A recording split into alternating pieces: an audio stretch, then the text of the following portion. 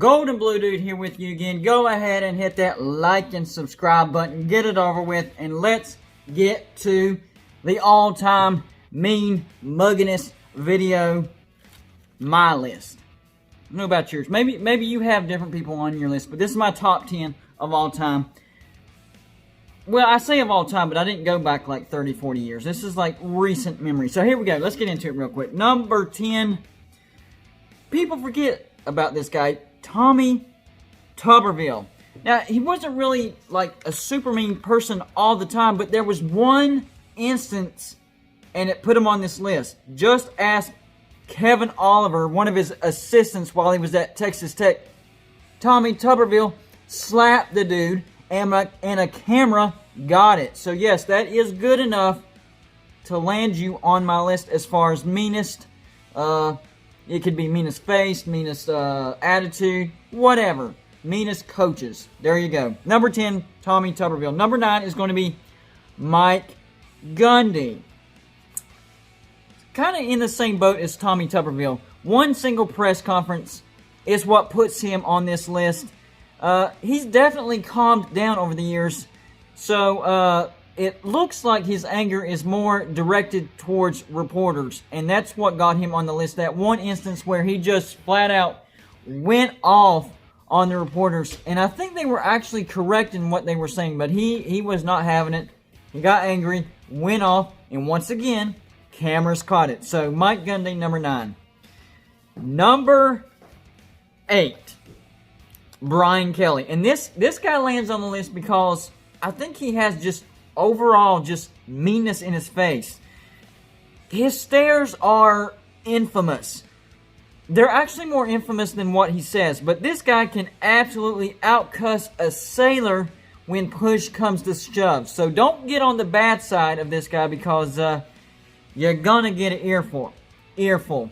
So number 7, West Virginians are very familiar with this guy, Rich Rodriguez. Yes, Rich Rod brought unprecedented success at West Virginia.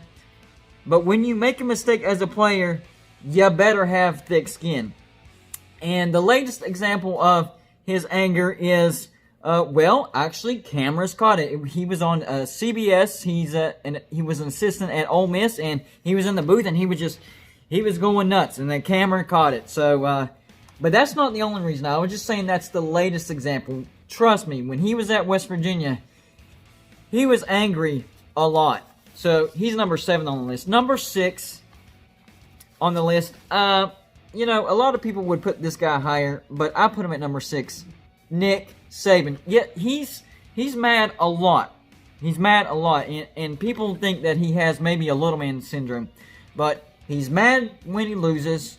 And he's mad when he wins if it's not done exactly the way he wanted it to happen. So he could still win, but if things didn't happen exactly the way he wanted it to happen, then he's still going to get mad.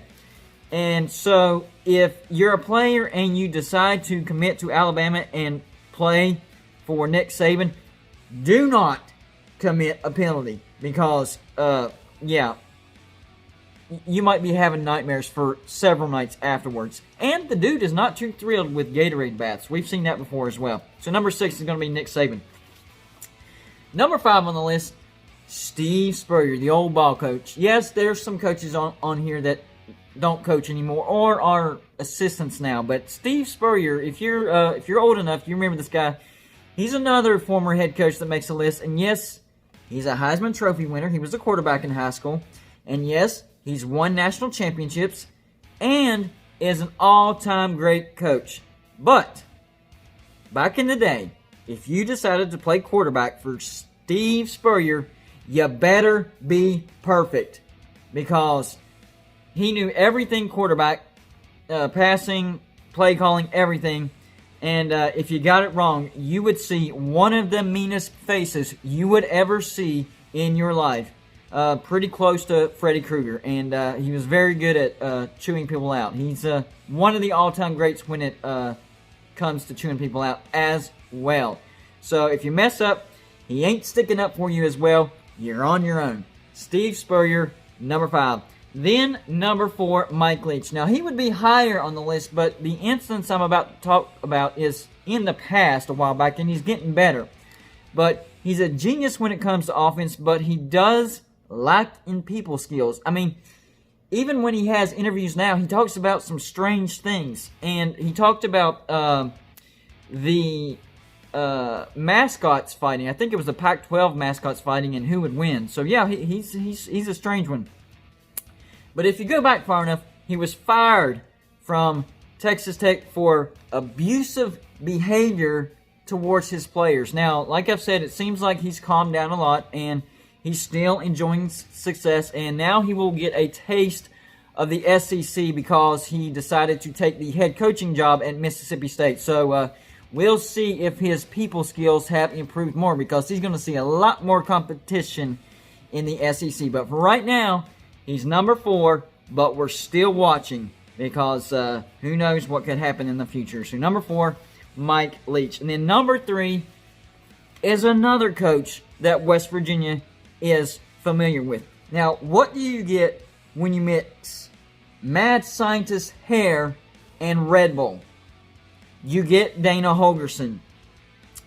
So, like I said, West Virginia, we had Rich Rodriguez, and we had Dana Holgorsen, so we are familiar with 2 of these people on this list. So, this guy is all over the place. He really is. If he's mad, whoever's in eyesight, it doesn't matter if it's a player, it doesn't matter if it's another coach, it doesn't matter if it's a fan, it doesn't matter if it's a reporter, it doesn't matter if it's a ref. It just doesn't matter. If he's mad and you're in his eyesight, even if it's not your fault, you're getting an earful. And that's why Dana Holgorsen is number 3. And then number 2 on the list is going to be Bo Pelini. Yes, people forget about how mean this guy is. This guy constantly wears a mean mug. He looks angry. He acts angry. He's angry. And a lot of people don't know this, but he was voted most likely to be punched in the face by his own players. So yeah, Bo Pelini is number 2 on the list, and he is back at LSU as a defensive coordinator because he is a good defensive coordinator, but we saw he was not a great head coach. But I do think he'll have LSU back on the right track defensively. I do think they'd take a step back offensively. Anyways, that's a different conversation. And then that lands us the number 1 on the list, the meanest coach. Whether we're talking about mean mugging, attitude, mannerisms, who is it? It's Lane Kiffin. People are like, Lane Kiffin? Well, you know, first of all, he kind of reminds me of John Gruden with his Chucky-looking face. It's not quite John Gruden, but pretty close. This guy is downright dirty, though. I mean, this goes beyond chewing people out. Not only does he have a filthy mouth and a mean mug, but he's dishonest and he's underhanded. He uses tactics that aren't exactly honest to get his way. Just ask Tennessee when he stranded them without notice. And I know it was his dream job at USC, but he stranded them, he lied to them, no notice, went to USC, and he got what he deserved, kind of, because no success over at USC. They fired him.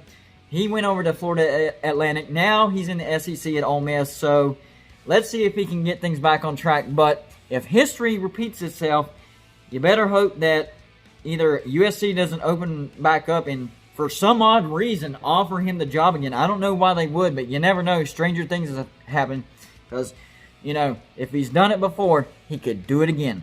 So there you go. There's my top 10. Yeah, you could call them meanest, dirtiest, underhanded, filthiest mess, whatever. Just meanest. I'll go with meanest. Top 10 Golden Blue Dude, meanest coaches in my lifetime. We'll call it that. That's all I got for you for this video. Like and subscribe if you haven't already, and I'll see you on my next video.